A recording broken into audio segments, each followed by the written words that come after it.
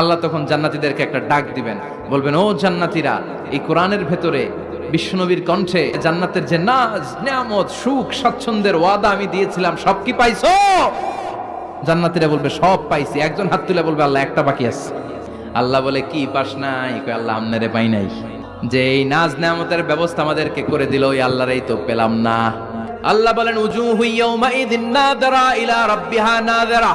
সেদিন মানুষগুলো আমার দিকে এরকম পাগলের মতো তাকিয়ে থাকবে। আমি আমার সৌন্দর্যের আলোকচ্ছটা সেদিন আর গোপন রাখবো না, জান্নাতীদের কাছে আমি আমার সব প্রকাশ করে দেব। আল্লাহ পর্দার পেছন থেকে তার নূরের সৌন্দর্য সেদিন প্রকাশ করে দেবে। খুব অল্প সময়ের জন্য আল্লাহর নূরের তাজাল্লি দেখাবে। এমন না যে ওখানে নূরের তাজাল্লি অনেকক্ষণ দেখা যাবে, না, স্বল্প সময়ের জন্য।